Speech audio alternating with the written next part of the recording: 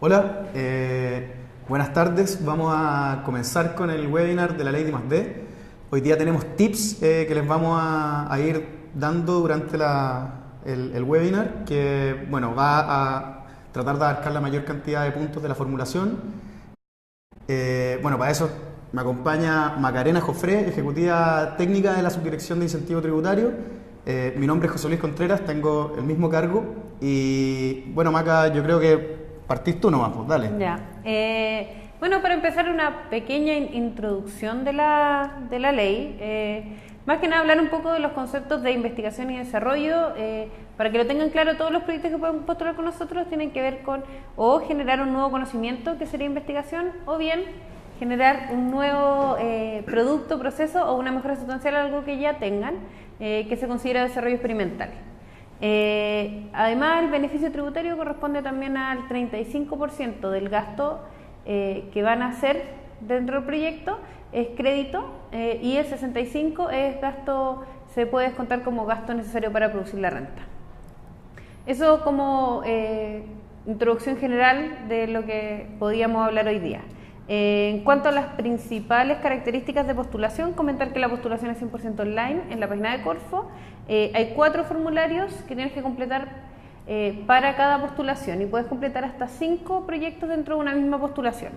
La evaluación se centra en 3 aspectos, que es lo que vamos a comentar hoy día, de cómo hacerlo de la mejor manera en esos 3 aspectos, que es la componente I+D, el presupuesto y las capacidades. Entonces, en función a eso, primero, Cote, si nos comentáis un poco primero qué es lo más importante en cuanto al componente I+D. Como dijo la Maca, son distintos formularios. El formulario 2 contienen todos los aspectos técnicos del proyecto, donde, bueno, obviamente parte con la descripción de la problemática que se quiera resolver, para luego pasar a la descripción del estado del conocimiento, o sea, el estado del arte, que es básicamente señalar dónde se encuentra la frontera del conocimiento respecto al proyecto en el que estamos considerando. Bueno, uno de los principales tips que yo les podría dar en ese sentido es que no basta con señalar que la solución no existe en Chile, sino que hay que centrarse también en una descripción más global, describiendo, bueno, en qué estado de conocimiento está la problemática acá en Chile, pero también en el mundo, ¿ya? O sea, eso es súper importante. Luego, otro punto súper importante es la hipótesis, la descripción de la hipótesis, que tiene que estar, bueno, bien fundamentada. En este sentido, no son ideas como al voleo que uno va dando porque sí, siempre tiene que estar con un fundamento bien claro y también referenciado con bibliografía. En este caso también, bueno, entendiendo que la hipótesis es la gran apuesta que tiene el proyecto, o sea, es algo que tiene que ser comprobable, en el sentido de que uno a priori no sabe si va a ser real o no, o sea, si va a ser, si se puede confirmar o refutar. Otro punto importante, bueno, para comprobar la hipótesis es necesario también tener una descripción metodológica desde el punto de vista del diseño experimental que se va a realizar. ¿A qué me refiero con esto? O sea, estamos hablando que son proyectos altamente inciertos, donde la propuesta que estamos haciendo no puede ser refutable ni comprobable a priori. Entonces, una parte muy importante es describir cuáles son los experimentos que van a ser llevados a cabo para poder responder a esta hipótesis. Y bueno, posteriormente también, en relación también a la descripción del componente, o sea, perdón, del diseño experimental, está muy relacionado con la metodología, ¿ya? Que es básicamente donde nos vamos describiendo cuál es la manera que nosotros vamos o de qué manera vamos a responder y vamos a solucionar la problemática, y cómo vamos a comprobar esta hipótesis, ¿ya? Acá lo más importante acá es ser súper claro, bueno, como ya les dije, en el diseño experimental, también en las etapas que se van a realizar, y cada una de las etapas también ser súper claros en cuáles son los parámetros medibles que se van a ir considerando, comparando también los rendimientos, dimensiones, con lo que hoy existe. Adicionalmente, es importante tener claridad en las pruebas, evaluaciones, como también en la retroalimentación que va obteniendo el mismo proyecto para poder seguir avanzando. Lo otro importante es, bueno, justificar las escalas de las pruebas, o sea, entendiendo que dentro del desarrollo de un proyecto hay etapas iniciales a nivel de idea o de primeros prototipos que se van validando, pero también pueden llegar a etapas un poco más avanzadas ya cuando el desarrollo está relativamente más validado que en un comienzo, pero siempre lo importante es tener claro, bueno, cuáles son los experimentos que se van a realizar, las pruebas, ensayos, qué es lo que se está midiendo básicamente. Luego, bueno, tenemos, y que yo creo que acá esto es lo más importante de la postulación y que es donde se juega donde se juegan gran parte de la certificación, es básicamente entender que los proyectos de I+D son proyectos altamente inciertos, ¿ya? O sea, tanto desde el punto de vista técnico como científico. O sea, acá lo más importante es como nosotros, o sea, de hecho siempre lo comentamos en las reuniones que tenemos con las empresas, es decirle, mira, ¿sabes qué? Acá, en este punto que es la descripción de los desafíos, es donde ya te la vas a jugar, mira, con todo para poder decir, dime por qué tu proyecto es tan incierto que podemos evidenciar este componente de I+D. En este punto es importante hacer énfasis en, bueno, cuáles son las principales incertidumbres, tanto científicas como tecnológicas, que tiene la propuesta, como también en los desafíos que se pueden identificar. La pregunta... Hay un par de preguntas, podríamos comentarlas. La primera dice, ¿existe algún tope respecto al tipo de empresas que pueden participar? No, no existe ningún tope. Todas las empresas pueden participar. Ahora lo único que, como requisito mínimo, es que el proyecto tiene que ser de 100 UTM mínimo. Eso sería el único requisito. Sí, y bueno, y también agregar que pueden ser postulaciones asociativas, en el sentido de que son distintos los contribuyentes que pueden estar dentro de un mismo proyecto, donde cada aporte que hacen los determinados contribuyentes va a estar relacionado con el crédito que van a obtener una vez que se haga la certificación del proyecto. ¿Tenemos más preguntas? Ya, la segunda dice, ¿esto permite rebajar de los impuestos de las empresas de primera categoría o sobre la renta de las empresas? Claro, de primera categoría. Todas las empresas de primera categoría que tributen en primera categoría pueden rebajar impuestos a través de la ley de I+D.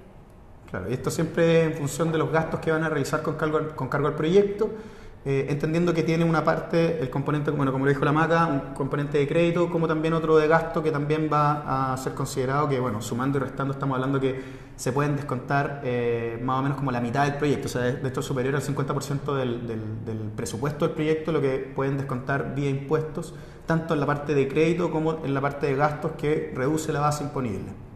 Ya, la siguiente pregunta es si se puede hacer más de un proyecto. Patricio, efectivamente sí se puede hacer. Nosotros aceptamos postulación hasta 5 proyectos en una misma postulación. Entonces, pero cada proyecto se evalúa en su propio mérito. Entonces, cada proyecto tiene que identificar su componente I+D y su presupuesto. Exacto. La siguiente pregunta dice, ¿cuánto es el plazo de respuesta desde que postulo? Bueno, esto es relativo en función de la calidad de la información que venga en los formularios. Generalmente yo te diría que estamos alrededor de entre 2 y 3 meses, aunque lo que estipula la ley es un plazo de hasta 180 días, que son 6 meses, pero la verdad nunca nos tomamos tanto tiempo. Patricio hizo una pregunta complementaria. Efectivamente, o sea, la postulación tiene que ser de 100 UTM, no cada uno de los proyectos. Hasta 5 proyectos y entre todos tienen que sumar 100 UTM como mínimo. Exacto. Acá hay otra pregunta de Lady que dice, tengo un proyecto que se postuló a validación y empaquetamiento. ¿Puedo postularlo al incentivo? Acá. Efectivamente puedes. Ahora, validación y empaquetamiento es una línea que está enfocada más en la parte final de un proyecto. Por ende, tendríamos que evaluar bien efectivamente si hay una componente I+D o no.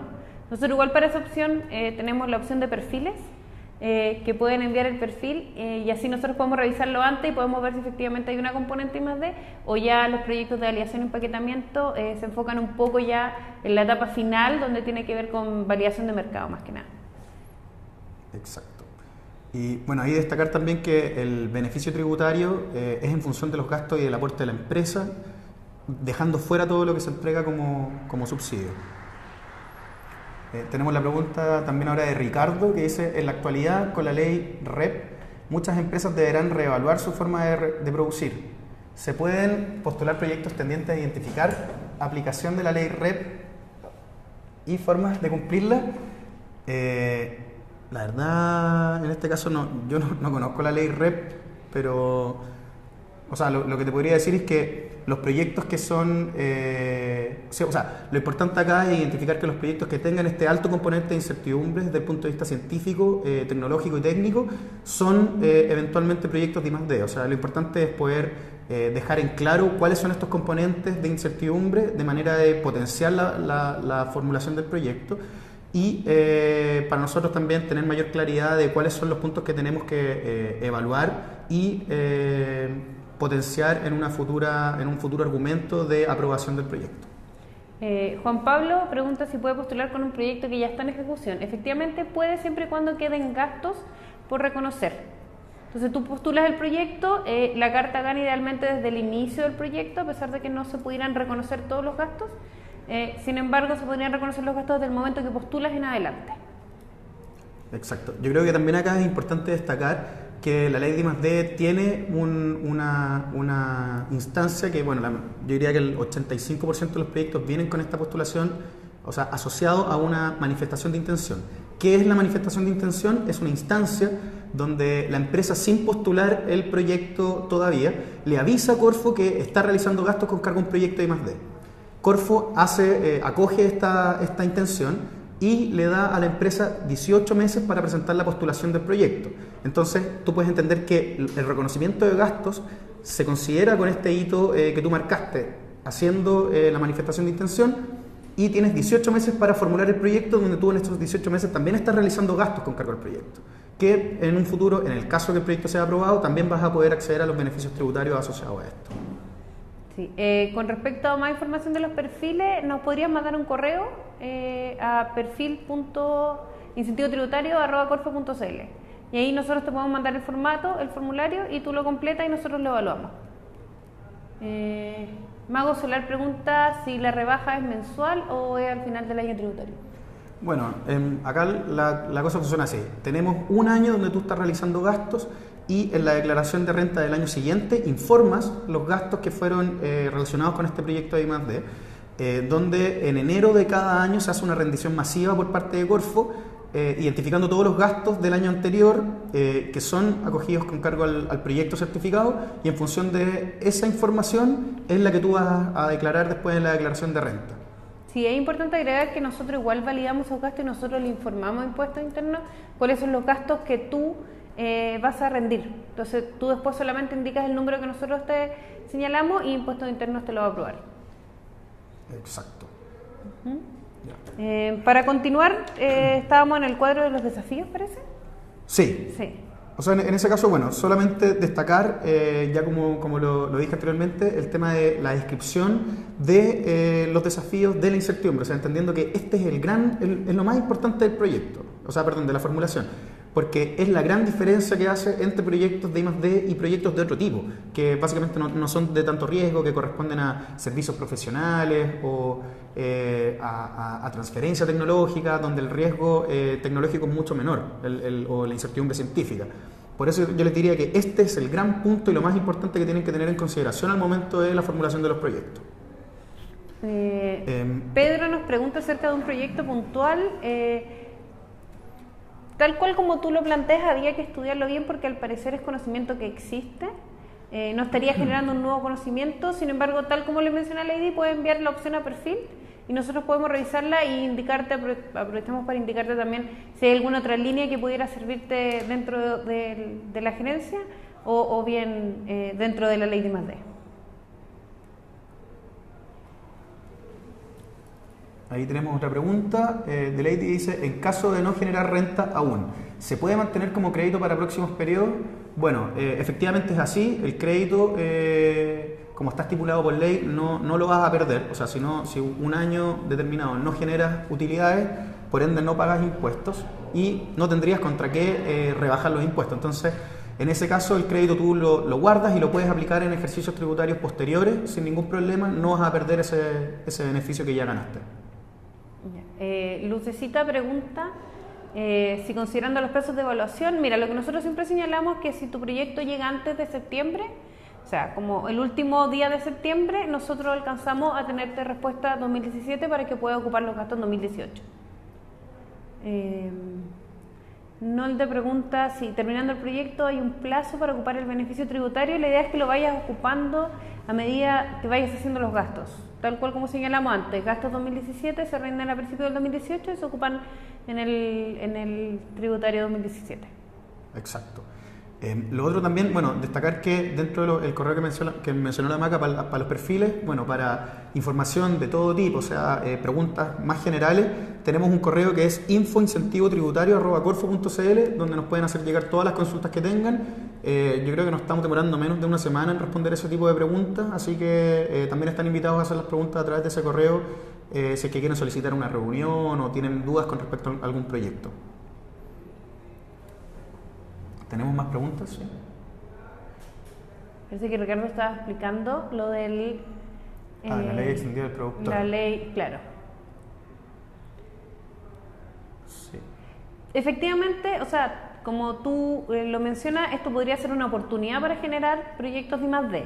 Ahora, cada proyecto de I+D se evalúa en su mérito, entonces tú tendrías que indicarnos claramente a través de los tips que dimos un poco de postulación cuál es el estado del arte del proyecto y cuál sería la novedad que tú propones en este ámbito.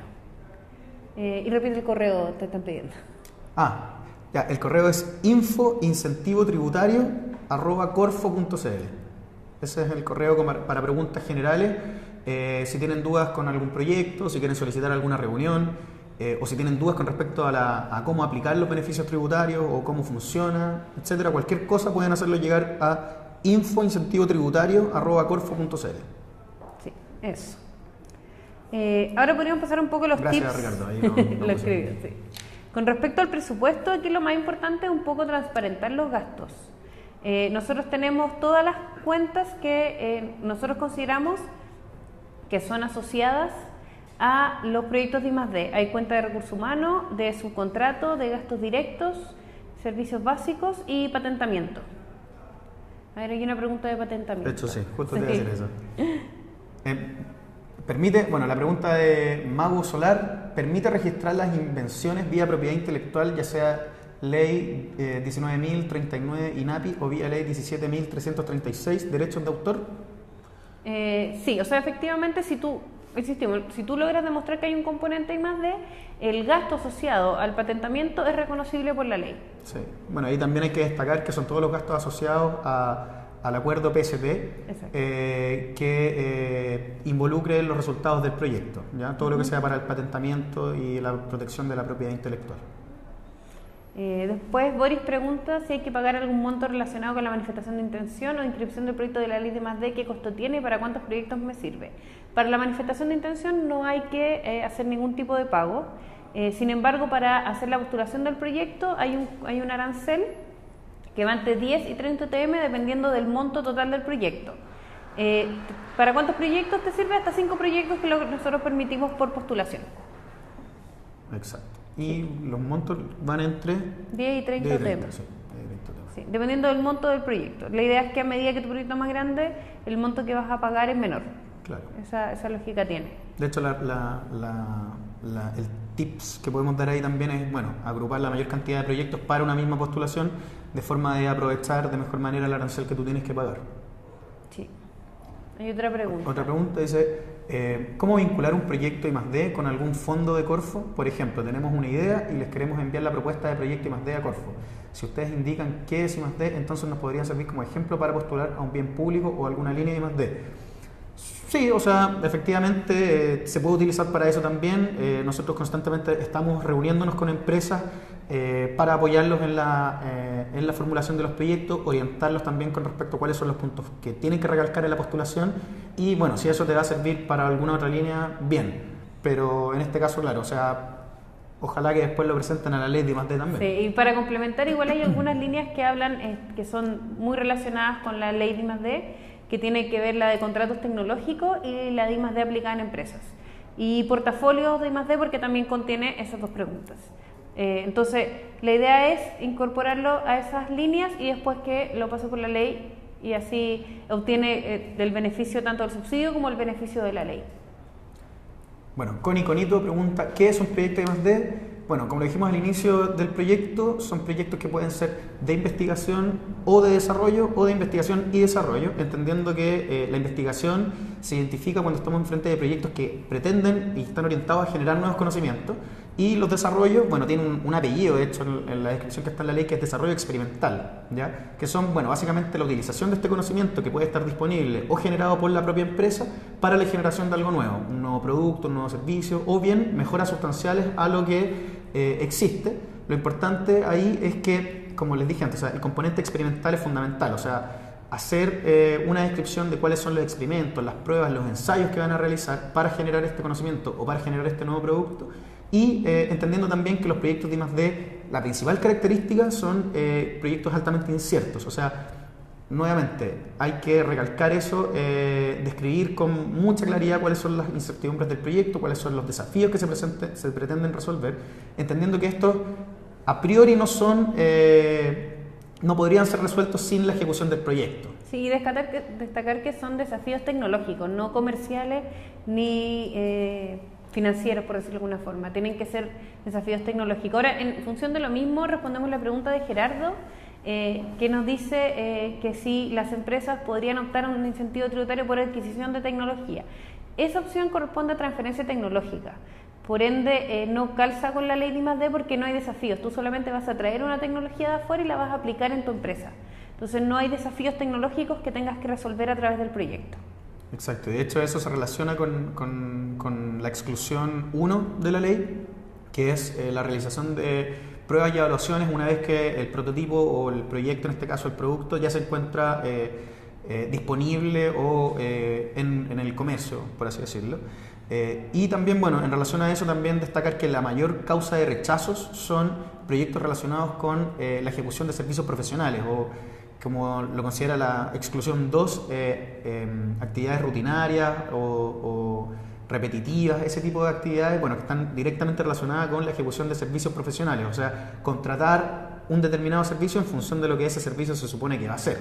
Acá uno de los ejemplos más claros que podemos dar son, por ejemplo, no sé, cuando se le encarga a un determinado, o sea, un ingeniero estructural, por ejemplo, el cálculo de un determinado edificio. Siempre estamos hablando que los edificios son distintos, si nos vamos acá al centro de Santiago, todos los edificios son distintos, por ende todos los diseños estructurales son distintos en teoría, pero utilizan el mismo conocimiento para lo cual el ingeniero estructural está capacitado, o sea, no está generando nada nuevo desde el punto de vista de la frontera del conocimiento. Entonces, hay que hacer esa diferencia entre proyectos de ejecución de servicios profesionales o proyectos de ingeniería con proyectos de investigación y desarrollo. Sí, hay una pregunta, ¿los proyectos de I+D pueden ser fuera de la región perteneciente a la empresa? Efectivamente pueden ser fuera de la región. Sí. De hecho ahí, bueno, dentro de los dos puntos a destacar ahí es que uno es la región de ejecución del proyecto, pero también otro es la región de impacto, que pueden ser totalmente distintos, son datos que nosotros también vamos recolectando. Sí, hay otra pregunta, ¿me darías un ejemplo de desafío tecnológico? Un desafío tecnológico. A ver, así como se me ocurre un desafío. Bueno, va a depender del proyecto, pero por ejemplo,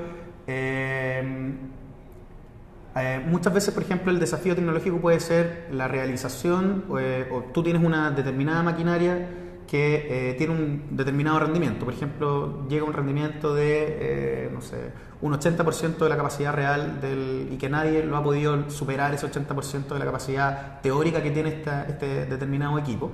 Entonces tú, de acuerdo a una hipótesis, tú dices, mira, sabes que yo creo que si sigo este camino de realización del proyecto, puedo lograr un 95% de rendimiento del equipo, con alguna mejora que tú le vas a indicar. Si nosotros le preguntáramos, por ejemplo, a un ingeniero mecánico o relativamente experto en esa materia, oye, ¿te parece que yo, considerando esta información o este fundamento, puedo lograr el 95%? Si él dice, mira, ¿sabéis que es necesario la realización de pruebas y evaluaciones para poder responderte a esa pregunta? Estamos en un proyecto de I+D y se considera un desafío tecnológico. Ahora, si le preguntamos a ese mismo ingeniero y nos dice, o sea, lo que me estáis proponiendo es evidente, no estamos frente a un proyecto de I+D y eso no se consideraría un desafío. Espero haber sido claro. Sí. Bueno, Nicolás pregunta acerca de la confidencialidad, indicar que la ley de I+D tiene un carácter confidencial. Nosotros solamente informamos, a diferencia del resto de las líneas de Corfo, nosotros solo informamos el nombre de la empresa y el monto asociado al proyecto. No se indica título, ni objetivos, ni resultados. Solamente el nombre de la empresa y el valor. Por ende, es confidencial. Para el estado del arte, ¿hay algún requerimiento mínimo, como por ejemplo paper de los últimos 4 años? La verdad es que no hay un requerimiento mínimo, sin embargo tú tienes que informar el estado del arte al día de hoy día, si vas a postular hoy día. Entonces indicando claramente cuál es la diferencia, cuál es el salto que tú vas a dar con respecto a este proyecto.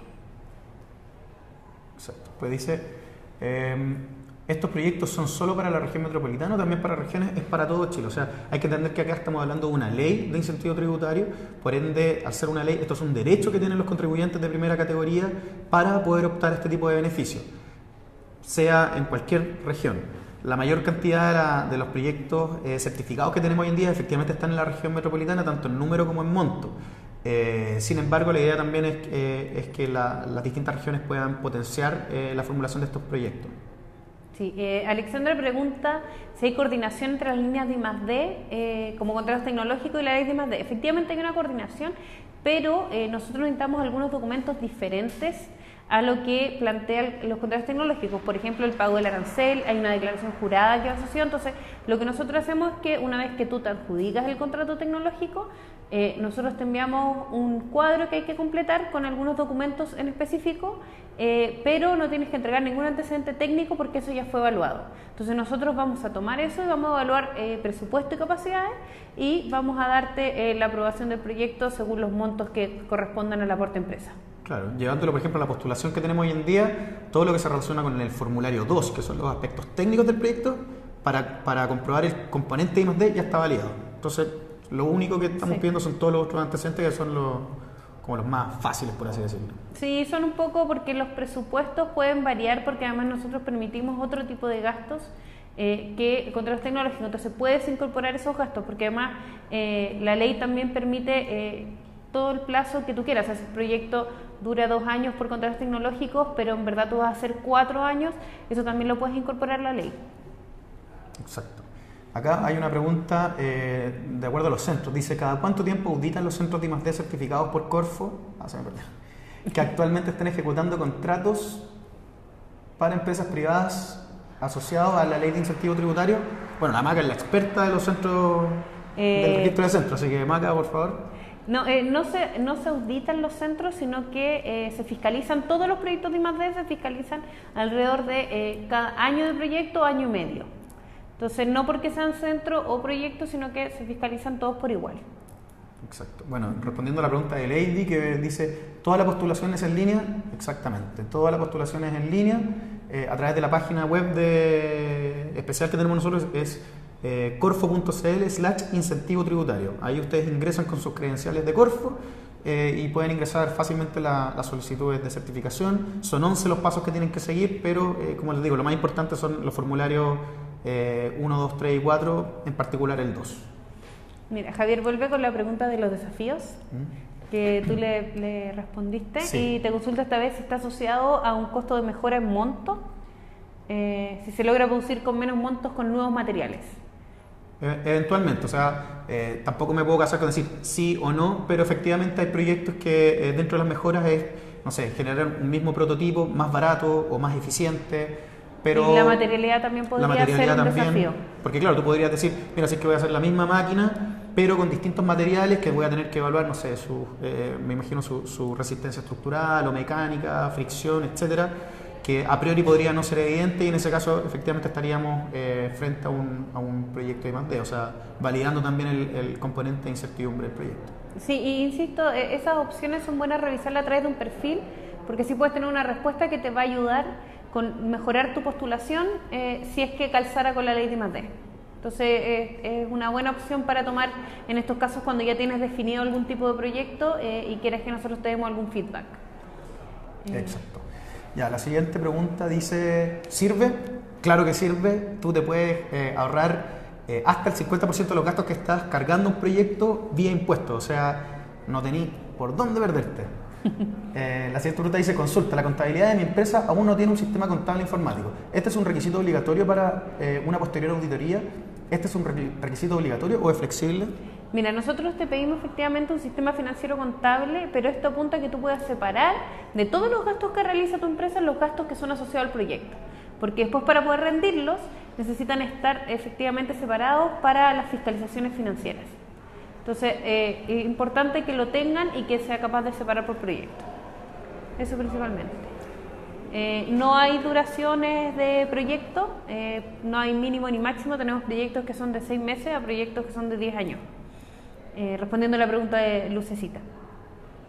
Bueno, Alexandra Soto nos pregunta, durante el desarrollo del proyecto, si este ya está asociado a una línea I+D, ¿se requieren informes de avance técnico para la ley de I+D o solo se rinden económicamente bajo la ley, considerando los avances técnicos que se entregan a Corfo por la línea I+D correspondiente? En este caso, bueno, al menos con contratos tecnológicos tenemos un seguimiento técnico conjunto, o sea, nosotros nos apoyamos de los informes que ustedes entregan en esa línea, no así con el resto de las líneas, estamos en un proceso de conversación, por así decirlo, con las otras líneas también para poder hacer esto mucho más fácil para todos. Si hay empresas que los dueños son 2 personas jurídicas, ¿una podría ser el ejecutor del I+D? La verdad es que no me queda muy clara la pregunta. Sí, o sea, yo creo que se refiere a que, o sea, si son 2 personas jurídicas distintas, cada aportante va a venir de una persona jurídica, en este caso de algún contribuyente, y en función de esos gastos que haga este contribuyente, va a obtener el beneficio tributario.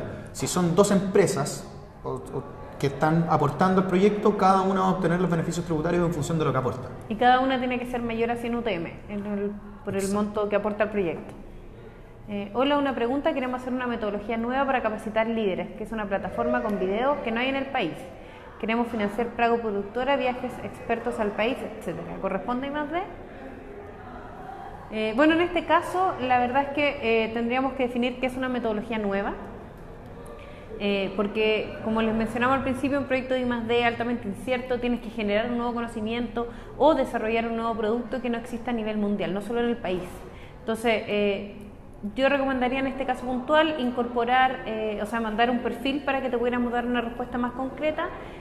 Ahora, en cuanto a los gastos que puedes aportar, que puedes financiar, sí se incluyen viajes, por ejemplo, dentro de la ley de I+D, siempre y cuando estos viajes estén bien justificados como capacitaciones internas y no viajes de difusión, ni de pruebas con clientes. Exacto, y ahí yo creo que la principal pregunta que uno se tiene que hacer cuando está postulando proyectos a la ley de I+D es, o sea, por ejemplo, acá, ¿qué es lo que tú quieres probar con esta nueva metodología? ¿Cómo lo puedes medir? ¿Cuáles son los parámetros de las metodologías actuales? ¿Qué es lo que tú quieres conseguir? ¿Y cómo pretendes superar esa brecha? Yo creo que eso es súper importante, sobre todo en este tipo de proyectos. Después Boris nos pregunta si necesitan asociación con una entidad de conocimiento. Haciendo promoción, Boris. Bueno, ahí ya saben, se pueden contactar directamente con Boris si es que necesitan. Sí, pero nosotros también hacemos ese trabajo, nos pueden contactar, ya sea por el mail que dijo José Luis al principio, con ese correo, eso se recibe, se diría a algún ejecutivo y podemos ir haciéndole feedback uno a uno a cada uno de sus proyectos. Bueno, pues Lenin pregunta si me interesa hacer un proyecto que requiera datos del gobierno o instituciones. ¿Nos pueden apoyar para conseguir esos datos? Por ejemplo, el consumo de electricidad de todas las personas naturales. En este caso nosotros no damos ese tipo de apoyo, es información que tú tienes que adquirir de alguna manera, no sé si entrando a los distintos portales públicos para poder obtener esta información o generarla por tu parte, pero nosotros no tenemos cómo ayudarlos en ese sentido. Sí. ¿No hay más preguntas por ahora? Podemos volver entonces a los tips que teníamos más o menos preparados. Íbamos en la parte ya de presupuesto. Tal cual como le comenté aquí, lo más importante es que transparenten los gastos. En particular, por ejemplo, los gastos gastos directos, se necesita una memoria de cálculo donde ustedes indiquen cómo se obtuvo ese gasto. Esto depende de cada empresa, porque hay empresas, por ejemplo, que lo hacen a través de estimaciones de gastos antiguos, otros que ya tienen el detalle, pero lo importante es que nos indiquen cómo calcular eso, porque nosotros tenemos que ver si ese gasto es pertinente para la ejecución del proyecto. Y lo otro es que tienen que estar bien justificados todos los gastos. En particular, por ejemplo, como mencioné, los gastos de viajes.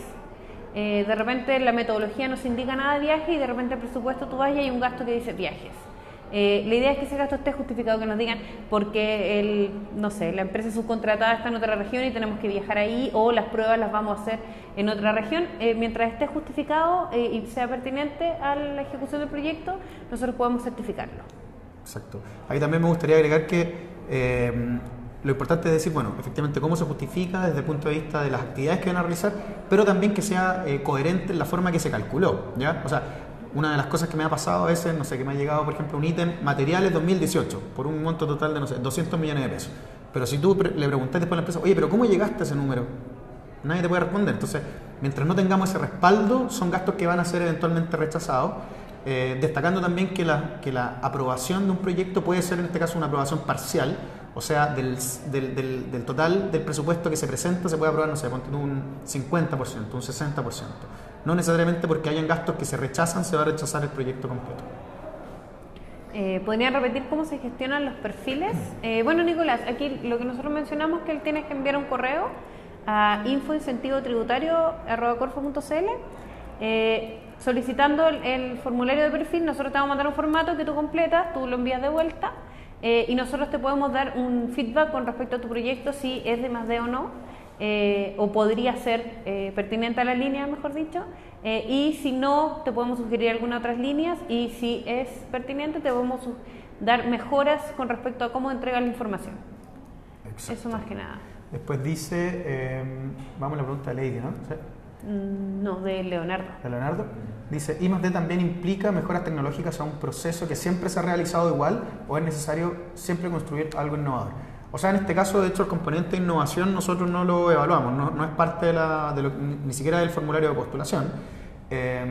Pero lo importante acá en este caso, o sea, es, como ya les dije antes, hacer énfasis en los desafíos tecnológicos y en la incertidumbre que puede tener el proyecto. O sea, decir, ¿por qué tu propuesta en este caso podría... O sea, ¿por qué tú crees que podría ser exitosa? Y también hacerse la pregunta, ¿pero podría fallar también o no?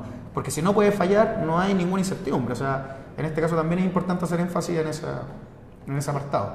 Después Lady nos pregunta, Maca, ¿se considera aceptable que el 90% del presupuesto sea por recursos humanos? Efectivamente, sí. Siempre y cuando esté justificado, si es un proyecto que efectivamente no necesita nada más que recursos humanos, se puede certificar. Exacto. Bueno, ahí también como ejemplo podemos dar los casos de proyectos relacionados con software y informática, donde la mayor parte del proyecto son recursos humanos que están trabajando para poder lograr el proyecto. Sí. Después Stephanie dice en la página web, dice que se puede enviar el formulario al correo. ¿Qué parte es más importante completar para obtener una respuesta? El formulario de perfil debe ser el del correo. Sí, creo que se refiere a eso. Sí, si tú me preguntas a mí, todas las partes son importantes porque así podemos dar una respuesta completa.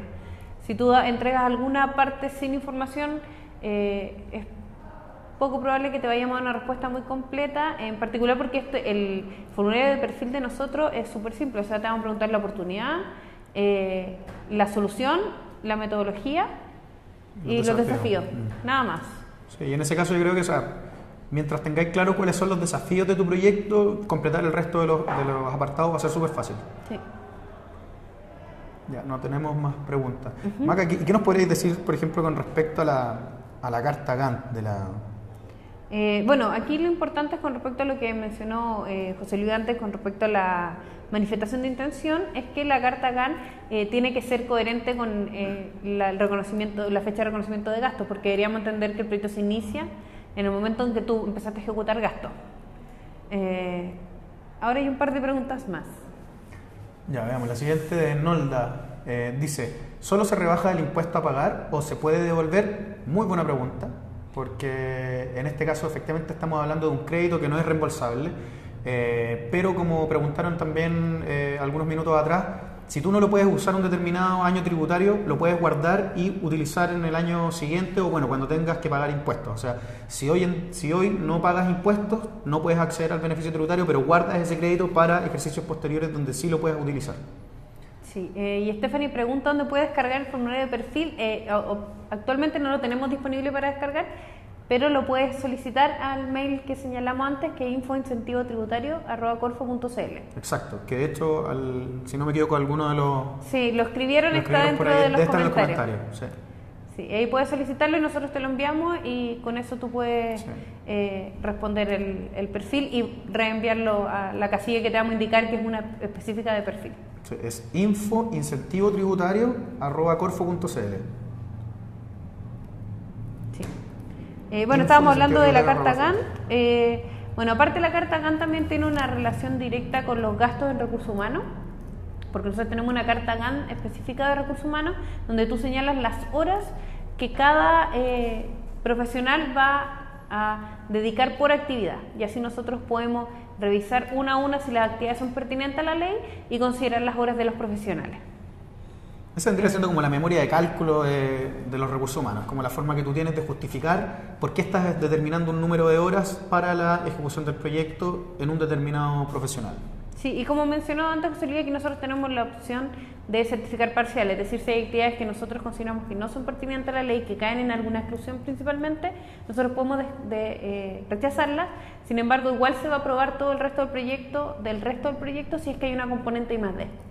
Maca, ¿y qué tipos de actividades, por ejemplo, son las más rechazadas, por así decirlo, las comúnmente rechazadas? Principalmente difusión y actividades comerciales. Sí. Eso porque eso la ley no lo permite, no lo incluye como actividades de I+D. Entonces esas actividades son las que nosotros vamos a rechazar y por ende vamos a rechazar todos los gastos asociados a esa actividad, ya sea recursos humanos, gastos directos o subcontratos también. Exacto, porque ahí lo que se considera es que ese tipo de actividades no son necesarias y tampoco son habilitantes para el cumplimiento de los objetivos de I+D del proyecto. O sea, se entiende que si tú no haces esas actividades, igual puedes lograr los resultados de I+D que pretendes lograr. Sí, a pesar de que sean necesarias para la ejecución de tu proyecto. Claro. Que tú puedes considerar que esas actividades son necesarias porque tú lo tienes que, por ejemplo, las actividades comerciales de validación de mercado, porque tú lo vas a lanzar al mercado, entonces tú necesitas hacerlo. Sin embargo, el componente I+D se cumplió previo a eso. Por eso nosotros no las consideramos después.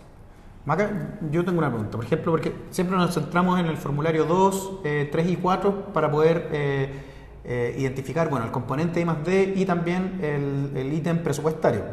Pero respecto a las capacidades para poder ejecutar este proyecto, ¿qué es lo más importante y qué es lo que deberíamos tener en consideración para poder responder de buena manera en la formulación del proyecto? Bueno, aquí la ley te exige que un solo profesional tiene que tener experiencia en I+D y tienes que enviar el vínculo laboral vigente con la empresa y el título del profesional y el currículum con experiencia en I+D. Nosotros validamos que esta persona tenga experiencia en I+D y con eso cumples con las capacidades. Ahora, nosotros revisamos igual que todo el recurso humano sea pertinente hacia las actividades de I+D.